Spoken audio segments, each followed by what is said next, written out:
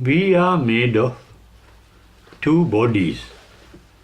One body is our physical body called Karajakaya in Pali.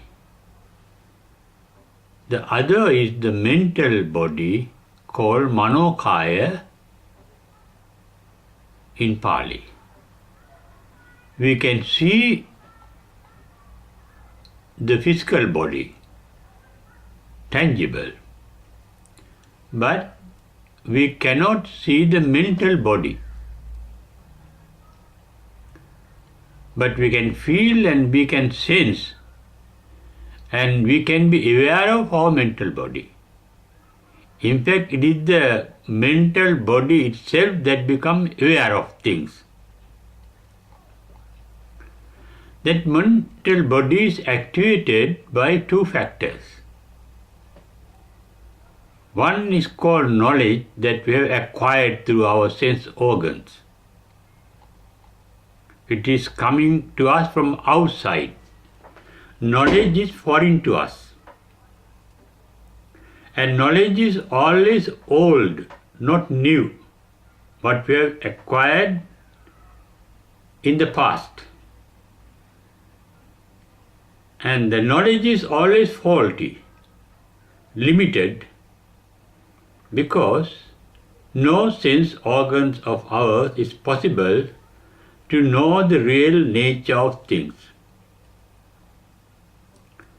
Because we have a limited eyesight. Our range of seeing is limited. So is our range of hearing. The faculty of the ear, the capacity of the ear is limited. We can hear only some limited sounds. We can taste only limited things. Our taste is limited. So is our smell. We cannot smell even what the dogs can smell. Their smell, the sense of smell is more powerful than ours. The eyes of the dogs and the cats are more powerful than that of ours. Therefore, knowledge that we acquire is always limited and has the tendency to go wrong. Therefore, thoughts based on knowledge can be miccha sankappa, can be an illusion. But that is the reality, that is how we grasp things with the help of our knowledge. What we call knowledge is the bundle of memories recorded in our brain cells. The recording is caused by bioelectromagnetism.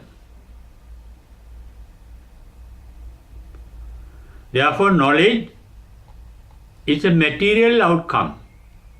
Energy is material. Electricity is material. The body is material. It is the material energy of the body that produces our mind, our thinking, our awareness. On the other hand, instead of knowledge, our mind can get activated by wisdom. Wisdom is called Panya in Pali and Prajna in Sanskrit. Wisdom, unlike knowledge, is inborn, intrinsic. There is a natural nature in us. Every being is endowed with wisdom.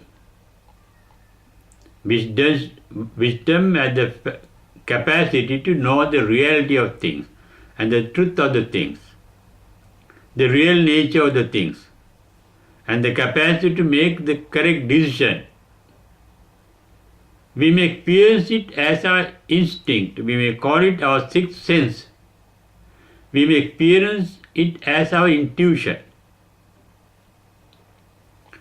Knowledge, we have to rationalize and think, and takes time to arrive at a decision by analyzing things, analyzing facts to come to a conclusion.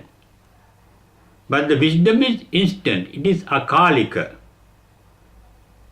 Akalika means timeless, instantaneous. Knowledge takes time to think and come to a decision, and it is controlled by time. It is within the time limit.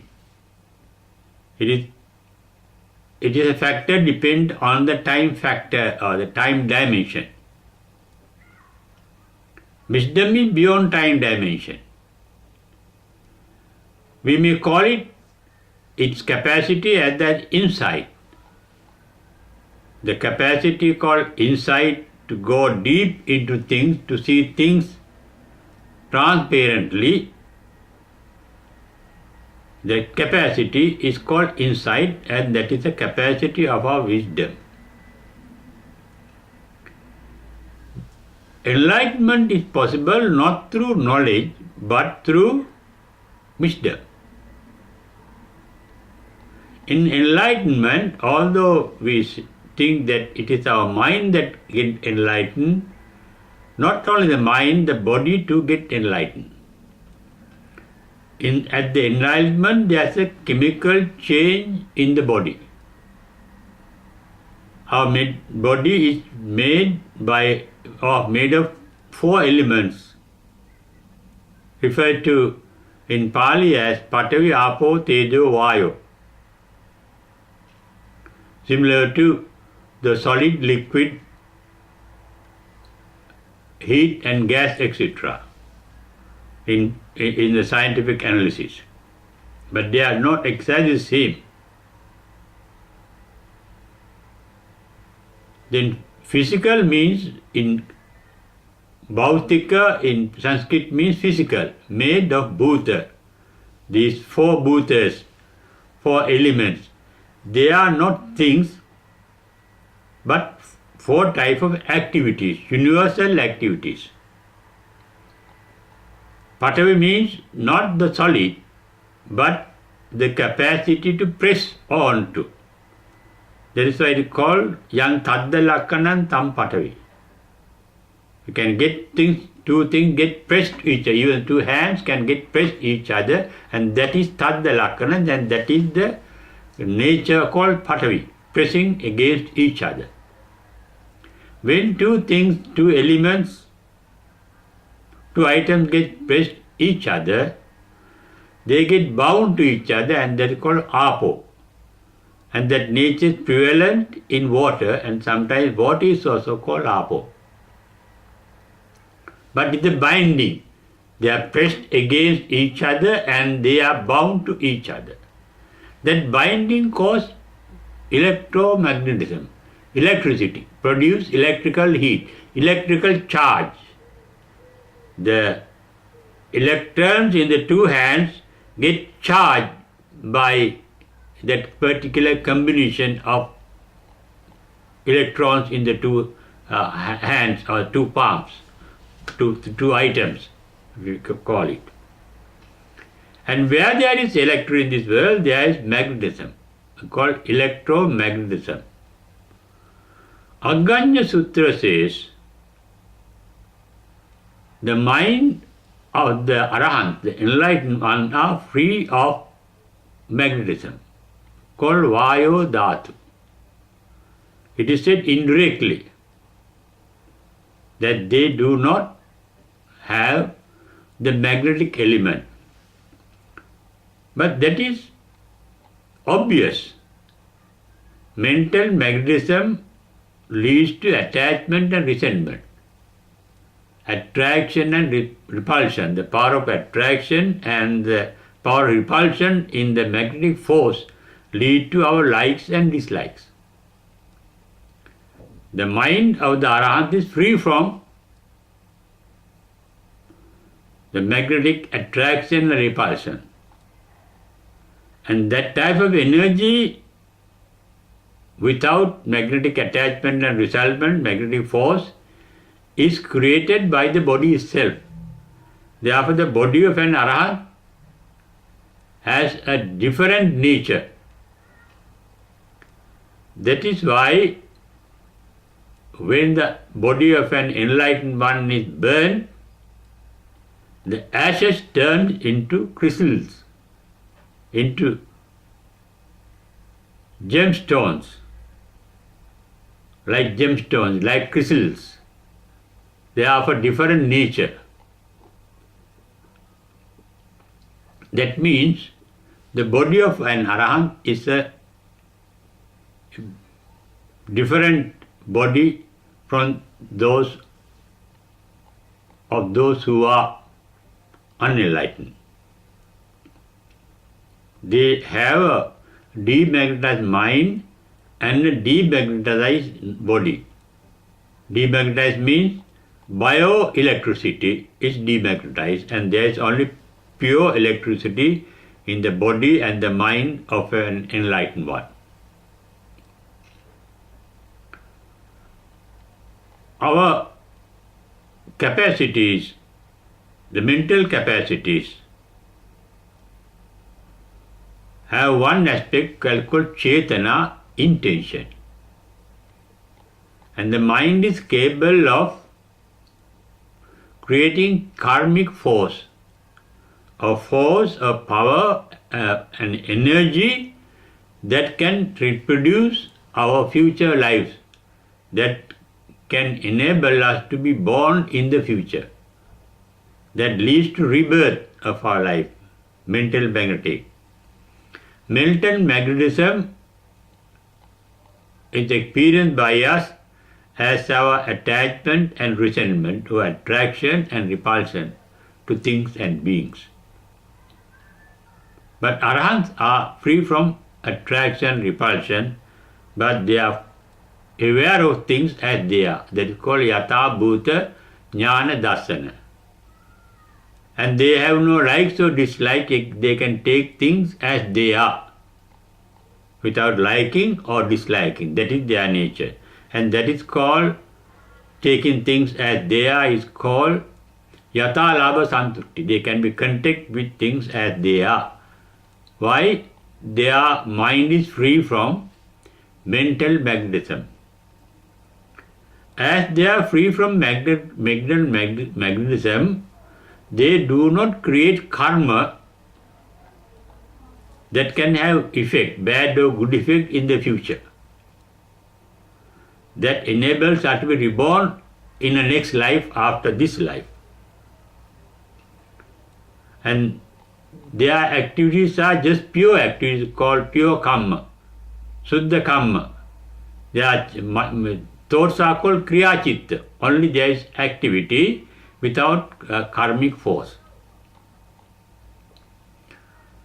Buddha says karma, that force, enables us to be happy or unhappy in this life or in the future life. That force that enables us to be reborn in a heaven or a hell. Bad karma leads us to a hell in the next life. Good karma can lead us to heaven in our next life. And those karmic forces are called by our intention, good intention or bad intention.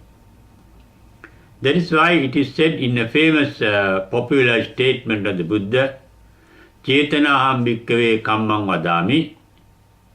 Kamma means motivation, intention. Then cetayitva kammam karoti kayena vachaya manasa. It is with a motive we create karma, we commit ourselves to do karma through our mind, word or deed.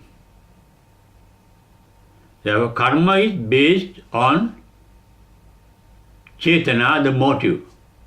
Motive is there based on our sense of self.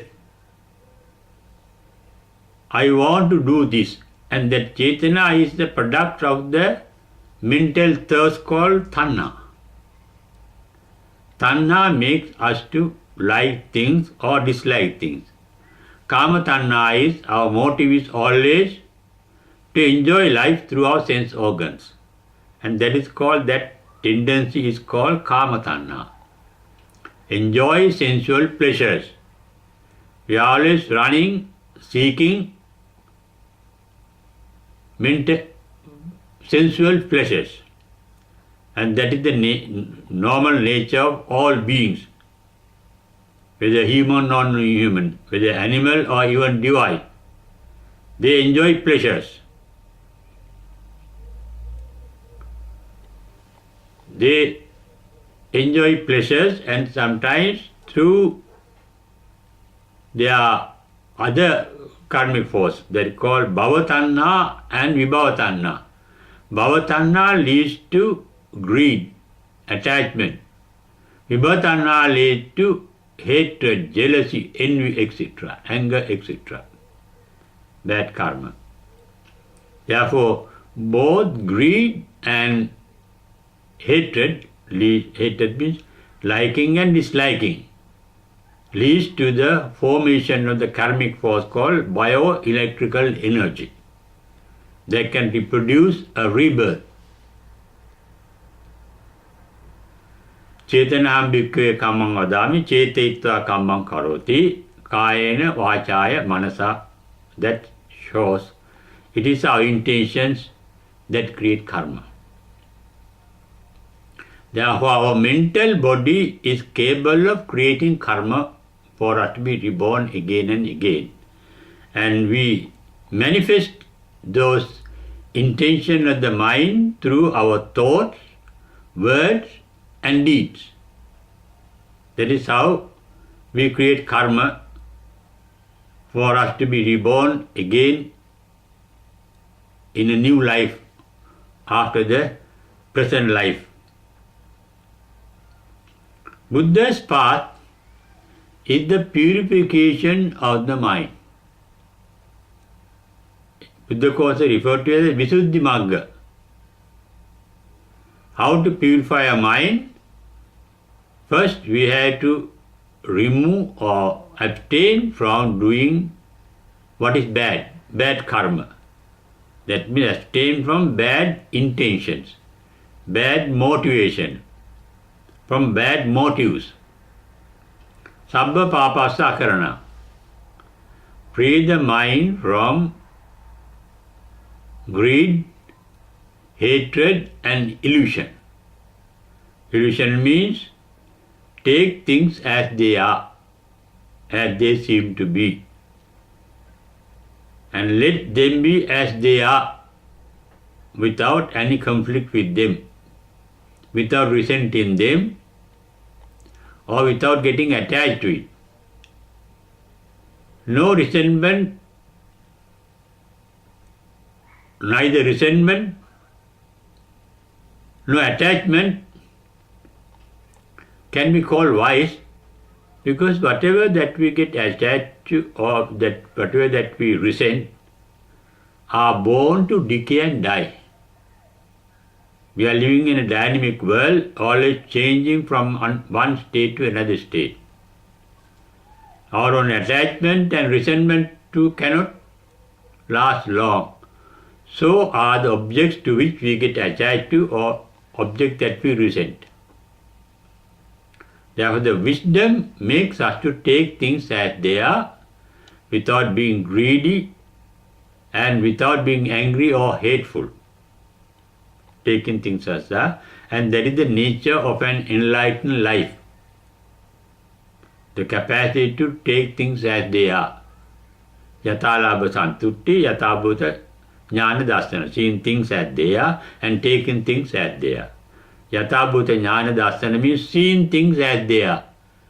Not only through the eye, the physical life, but also through the mental life. What is the basic nature of things as they are? Everything is there to be born. Everything is there, born to decay and die. And what is the other nature? Everything is dynamic. As Heraclitus says, no one can step in the same river twice. Similarly, we cannot touch the same object twice.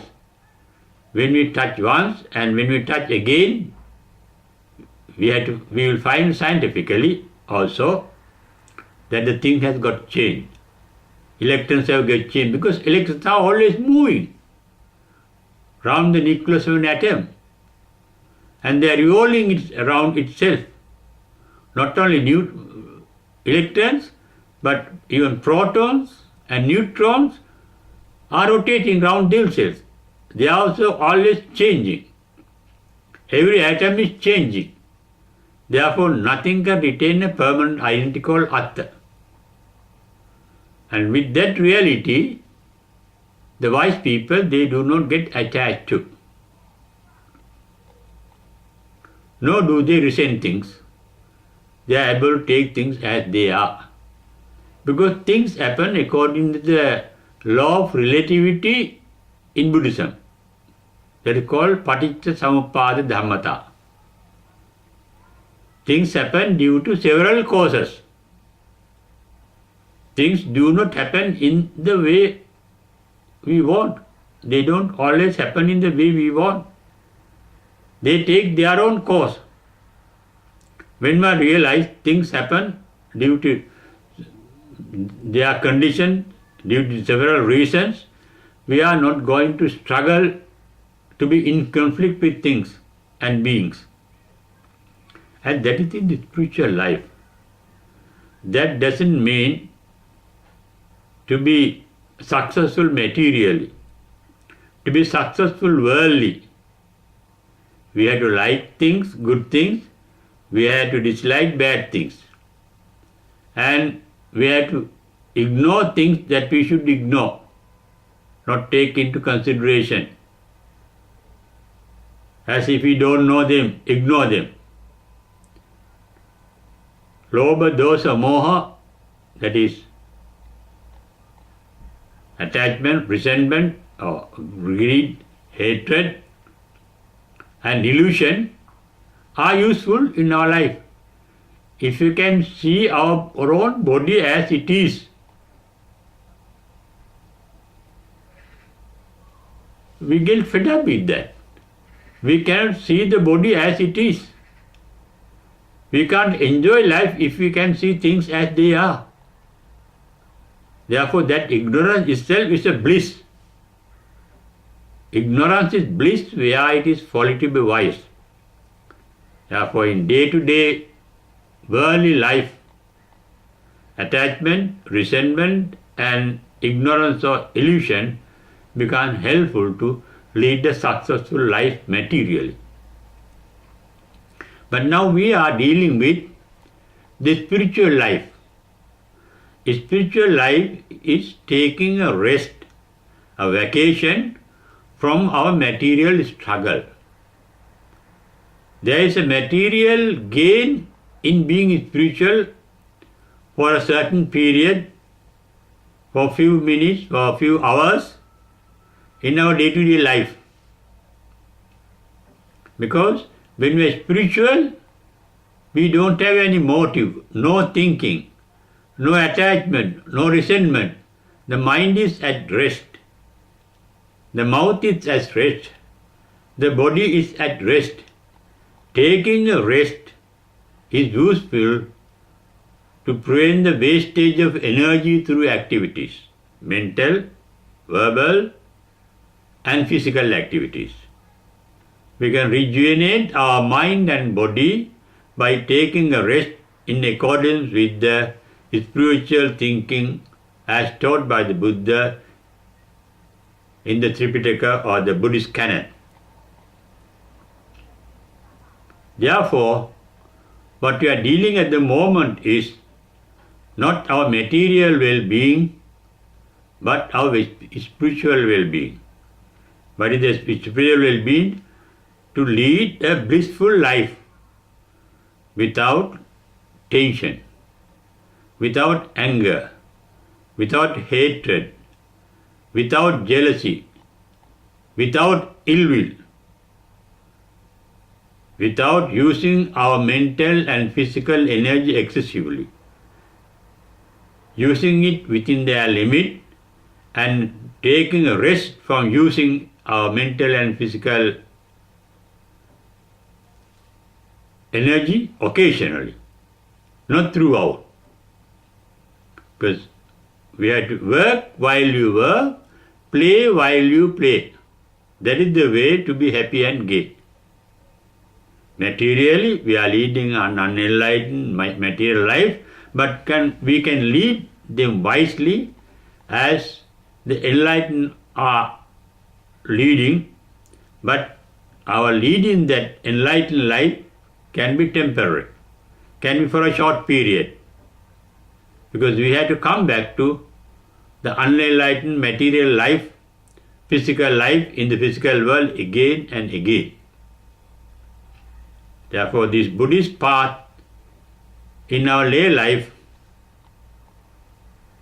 is for rejuvenating our mental and physical energy to strengthen our life struggle to lead a happy life, successful materially. But even in the material life,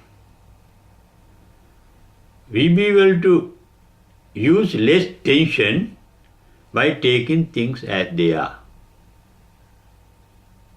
We may have a lot of wealth, but we can live without getting attached to it, thinking the wealth is there, that is acquired, that is born, that has happened, that we have received, but they too we have to use them.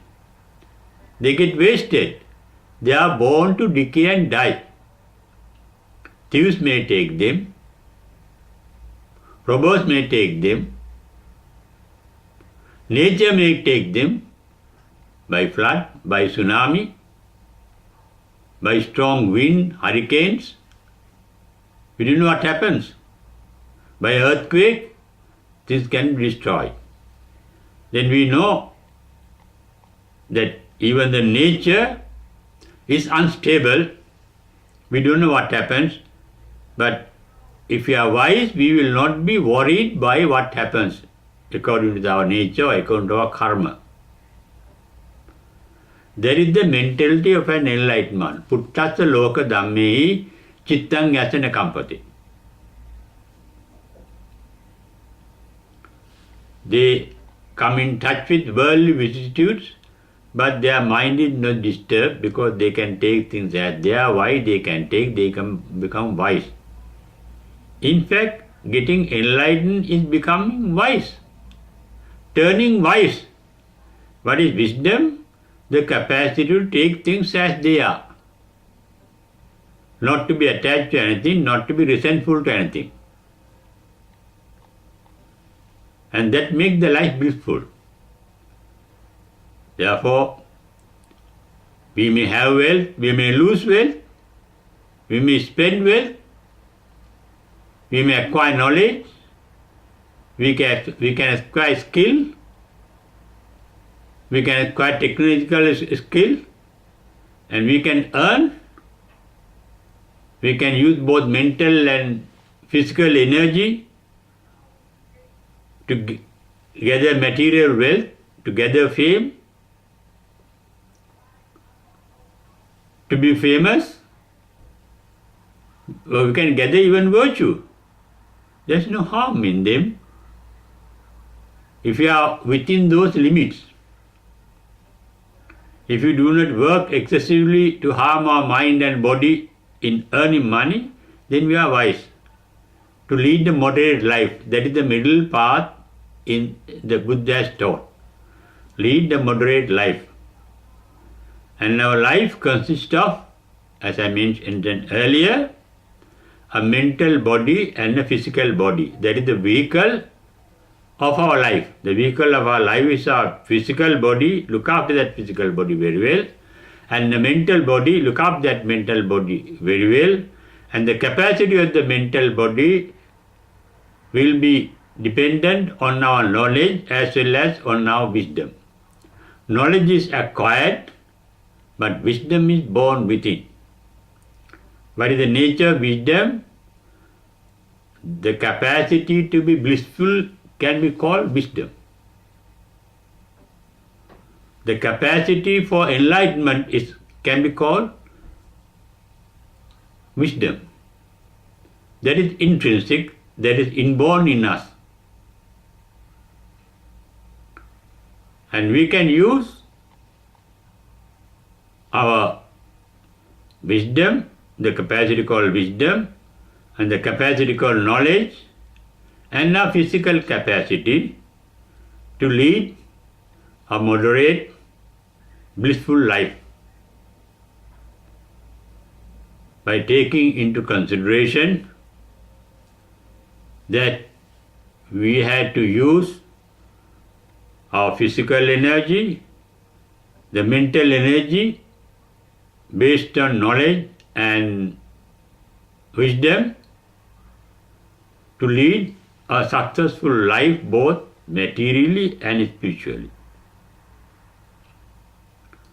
We can't forget the matter, we can't forget our body, we have to feed it, we have to clean it, we have to dress it, we have to make it rest, we have to sleep, we have to clothe it, and we have to associate people.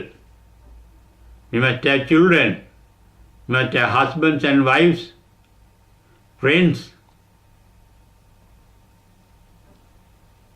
We are always leading a life in relation to other beings and other things.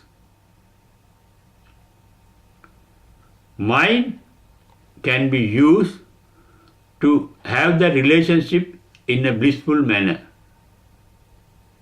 What is a blissful manner? Taking things as they are. Then we are using our mind, body and wisdom in the correct path, with the correct vision called Buddha vision.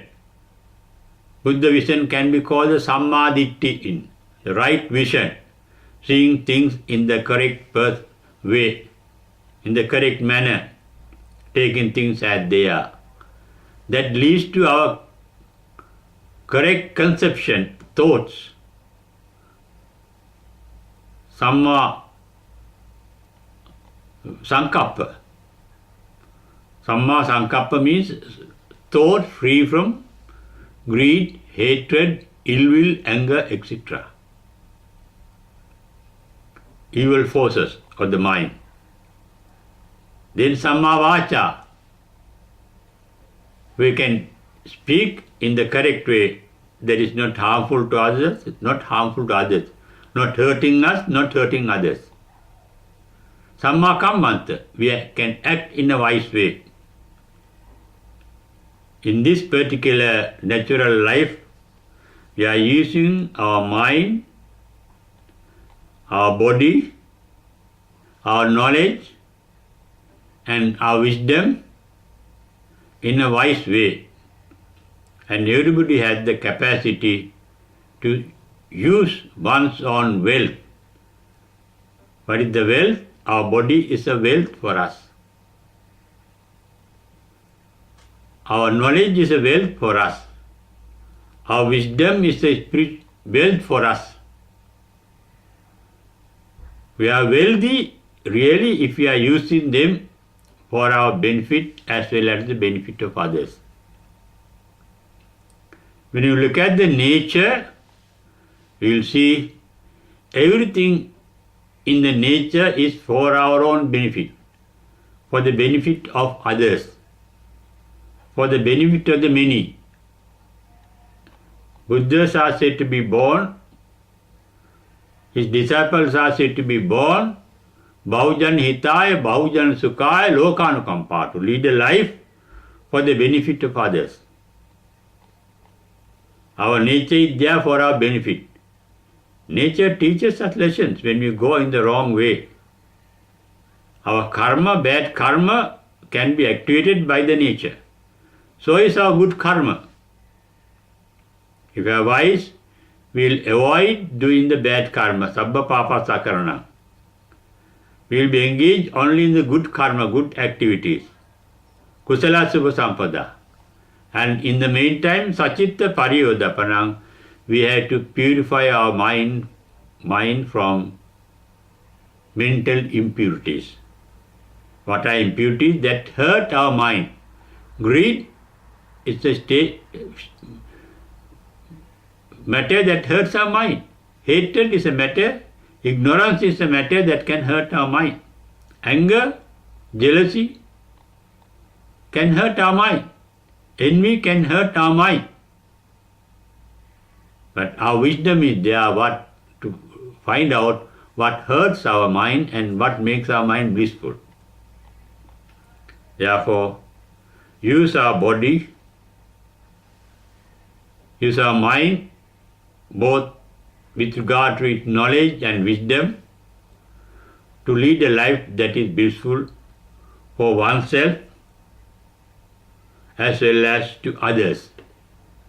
And that is a wise life, and that is a Buddhist life, with a Buddhist vision called Buddha vision, an enlightened vision. We need not be enlightened like an arahant, but we can be enlightened for the moment, for each activity, for each thought we can be enlightened. For each activity we can be enlightened. For each occasion, each moment we can be enlightened. Enlightened is being wise. Being wise means being a Buddhist. Buddhist means, a Buddhi means a wise one. A Buddhist is a wise person. Wisdom is the basis of Buddhism and also being a Buddhist. And wisdom is the basis of the bliss of life and afterlife. And it is the basis of enlightenment also. Enlightenment comes with the realization of the Four Noble Truths. Therefore, after the arising of wisdom, that is Panya-udapadi, there comes Vidya-udapadi, the enlightenment. That is the realization of the Noble Truth. Thereafter comes the enlightenment called Aloka-udapadi. That can happen every moment in our life, in using our wisdom for our own benefit as well as for the benefit of the other, and that life is a blissful life for oneself as well as to others.